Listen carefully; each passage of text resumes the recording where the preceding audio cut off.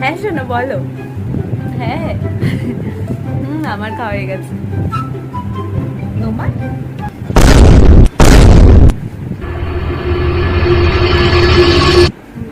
মা তুমি? এই দিনটাই দেখা বাকি ছিল আমার। আমার মেয়ে নাকি প্রেম করছে, কত বড় হয়ে গেছে আমার মেয়ে। আরে মা, আমার কথাটা তো শোনো তুমি। কই গো শুনছো? মা, আরে বাবাকে ডাকছো কেন? আমার কথাটা শোনো তুমি আগে। তোমার মেয়ে দেখো কোন ছেলের সাথে কথা বলছে। দেখো তোমার মেয়ে কোন ছেলের সাথে কথা বলছে, জিজ্ঞেস করো ওকে। কি হয়েছে রে মানা? কোন ছেলের সাথে কথা বলছিস তুই?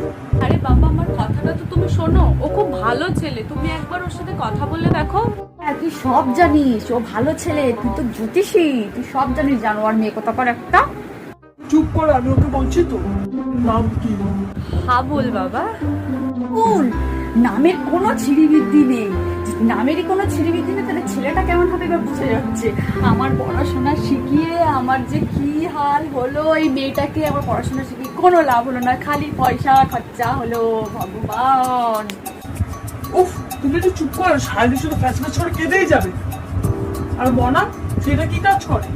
আরে বাবা, ও তো লোকের বাড়ি বাড়িতে গ্যাস দেয় আর প্রতি মাসে মাসে বেকার ভাতা পায়। কি গ্যাস দেয়? তাহলে তাড়াতাড়ি দে, আমার ফোন নাম্বারটা দে। কি ছেলে গ্যাস সিলিন্ডার দেয় বাড়ি বাড়ি, আবার মাসে মাসে বেকার ভাতা পায়? হ্যাঁ তুমি তাড়াতাড়ি নাম্বারটা নাও ওর। মনা, ও ওই যে কি নাম, কি হাবুল নাকি, ও কি খেতে ভালোবাসে জিজ্ঞেস কর, জিজ্ঞেস কর। আগে রান্না করবো, তোরা দুজন একসাথে খাবি। হ্যাঁ হ্যাঁ মা, তুমি তাহলে এক কাজ করো, বিরিয়ানি করো। ওকে বলে দিচ্ছি, ও তোমাকে 2টো সিলিন্ডার দিয়ে দেবে। কি 2টো সিলিন্ডার দেবে?